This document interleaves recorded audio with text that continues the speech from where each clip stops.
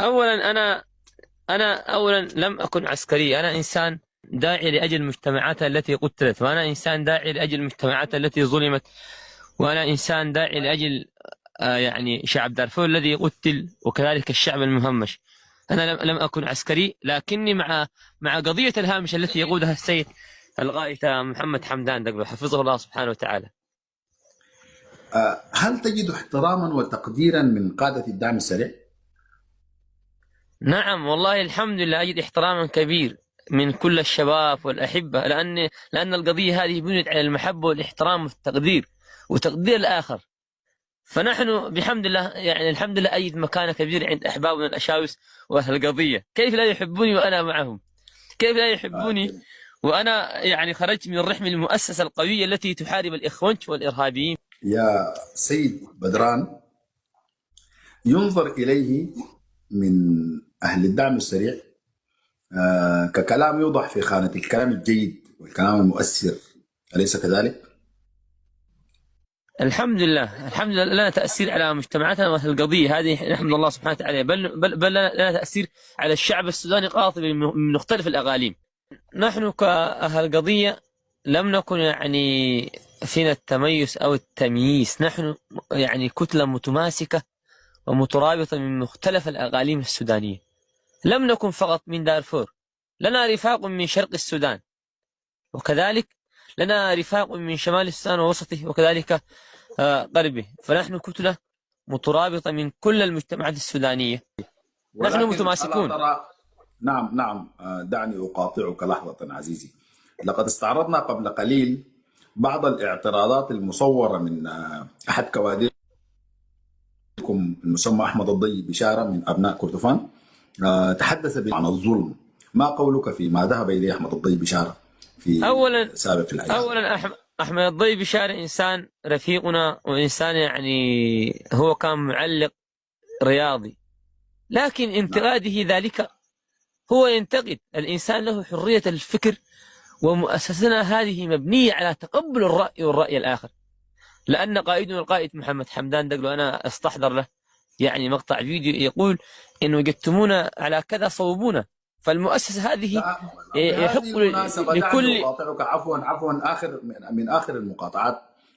لاحظت أنك كلما ذكرت اسم الهالك محمد حمدان دقلو تختم قولك بحفظه الله. أتعني بهذا أن يحفظه الله في قبره أم أين يعني؟ هو القائد محمد حمدان دقلو بحمد الله توفيقه على قيد الحياة، فمن ظن أنه لم يكن على قيد الحياة هذا إنسان جاهل أو إنسان مقيب عن الواقع السوداني. هو يعني بعيد كل البعد عن الحقائق، بل هو إنسان يعيش في تضليل والوهم وكذلك الأباطيل. نعم. القائد بحمد الله وتوفيقه على قيد الحياة، وربنا يحفظه إن شاء الله، ونحن نفتخر به ونعتز به ونتفاخر به. قائدنا القائد محمد حمدان رجل من رجال السلام، رجل استطاع يعني أن يجعل المجتمعات في دارفور وكردفان والسودان كلها متوحدة. وهذه نعمة من نعم الله سبحانه وتعالى علينا أن جعل فينا قائد مثل القائد محمد حمدان. الآن الشعوب بفضل الله ثم بفضله هو الآن يعني كلها متماسكة ومتوحدة، وكلها على قلب رجل واحد، وكلهم خلف القائد محمد حمدان. وهذه نعمة يعني نحن يجب علينا أن نحمد الله سبحانه وتعالى عليها. وذكرت نعم في مقدمة حديثك أن هذه الإمارات هي الإمارات الشقيقة.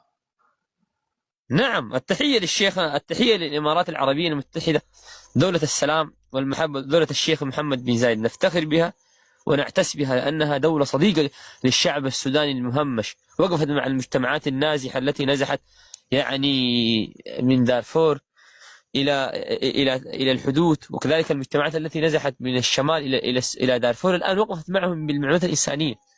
نشكر الإمارات، نشكر كذلك كل أهل الإمارات العربية المتحدة على وقفتهم ونحب الإمارات، ونحب الشيخ محمد بن زايد، ونحب كذلك كل الإماراتيين لأنهم أشقاؤنا وإخواننا. كيف لا نحبهم وهم وقفوا مع مجتمعاتنا المسكينة بالمعونات الإنسانية والإقاسات، وكذلك بنوا المستشفيات. فالتحية للإمارات العربية المتحدة، والتحية للشيخ محمد بن زايد آل نهيان. وآل نهيان فخر، آل نهيان بداوة، آل نهيان تاريخ. فالتحية والتجلة لكل النهيان والنهيانيون، نعتز بهم يا أخي، نفتخر بهم. كيف لا نحب الإمارات وهي دولة شقيقة، دولة محبة لأرض السودان، دولة وقفت مع الشعوب السودانية، دولة كذلك أحبت الشعوب السودانية، ونتفاخر به والله العظيم. عطوهم شحنة مسيرات، عطوهم شحنة مسيرات، واحنا ان شاء الله الحمد لله عليكم. طيب ختام حقيقة، يعني حقيقة في ختام نعم. هذا اللقاء الرائع الجميل، ونتمنى ان تجيب بذات أرى لك مجموعة من المحبين الشاكرين لك من أبناء دولة الإمارات الآن يشكرونك على ما يبدو بهذه الهدايا التي يعطونك إياها. كي نختم، ورد في إحدى المرات يا بدران أن لديكم قوات قادمة من بعض الدول الصديقة للمجموعات المضطهدة في دارفور. ما أخبار تلك المجموعات القادمة من خارج السودان، ومن أي الدول قدمت تلك المجموعات؟ أنت ذكرت ذلك في معرض حديثك مرة أو مرتين، هل لك أن تخبرنا؟ أولا أنا لم أقل هنالك قوات دولية، هذا الكلام كذب ومحض إشاعة. أنا لم أقل قوات، أنا تحدثت وعملت مقارنة بين النظام الإخوانجي وكذلك النظام البرهان الذي يستقيس بإيران ويستقيس كذلك بالدول الإرهابية لقتل مجتمعاتنا. لأن النظام الإخوانجي، النظام البور سوداني الآن يحارب مجتمعاتنا حرب مجتمعية، ونحن لنا قوة بشرية سودانية، وكل القوات التي تقاتل الآن كلها سودانية، ونحن مستعدون. إيران هي التي خربت اليمن، الحوثيين، جماعة عبد الملك بن بدر الدين الحوثي في اليمن، من الذي فتنهم مع اليمن؟ هي دولة إيران. كذلك الجماعات المتطرفة في العالم الأفريقي دعمها إيراني، فنحن نقاتل النظام الإرهابي الإخوانجي الإيراني، نحن نقاتله ونحاربه بكل شدة، ونحن سودانيين، لأن السودان للسودانيين. فلأجل ذلك نحن الآن نحارب النظام الإخوانجي ونفتخر بأننا أبطال وأننا قوم. الدعم السريع مؤسسة قومية، الدعم السريع قومية يا شيطان رجيم. انت في يوم من الايام تكلمت عن الظلم داخل الدعم السريع ولا ما تكلمت؟ لم اتكلم قط. انا لم انتقد يوما بكلام ان هنالك ظلم، هذا كذب. جيب اللايف، انا لم اخرج يوما في لايف واتكلم في هذا الامور. ايام المشكله بتاع جوج وما جوج.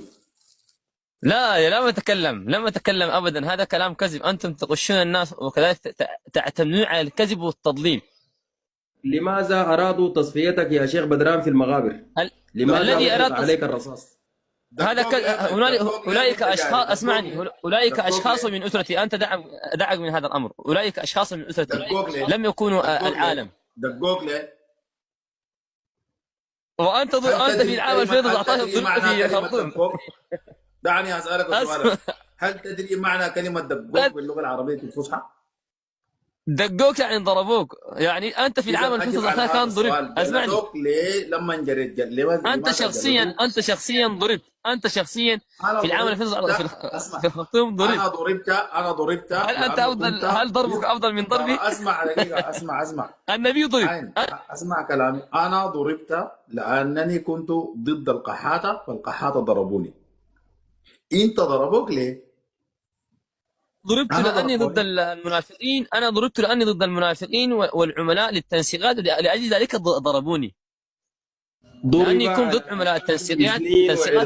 قال وهذا تزييف، لقد ضرب على اساس اثنين وعرقي.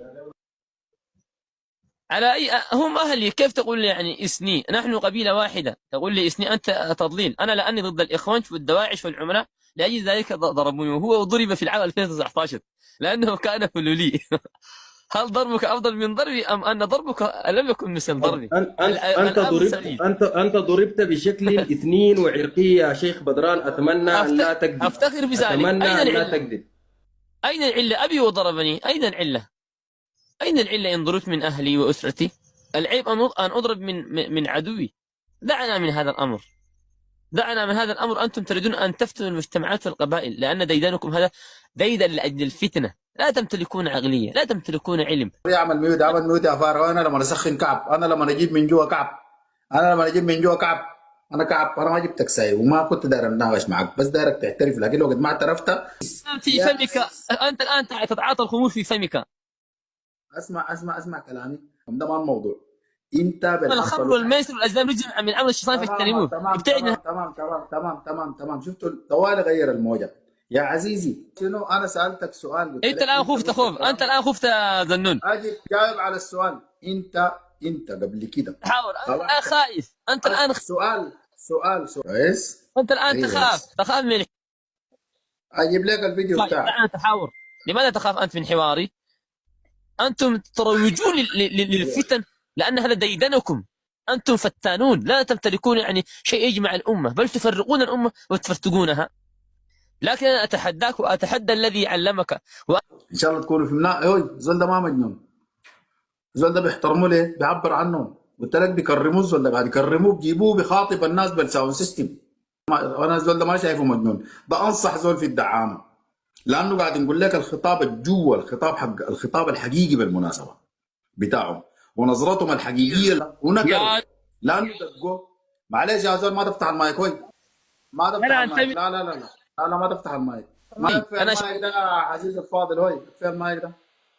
تفتح أنا المايك بتنزل تحت يا زول. يا اخي انا تبنيني انزل تحت. يلا تصدقت الدور بتاعك ولا شنو يا زول؟ هاي جيت عليك الله من هنا ما تعمل لي انا ازعاج.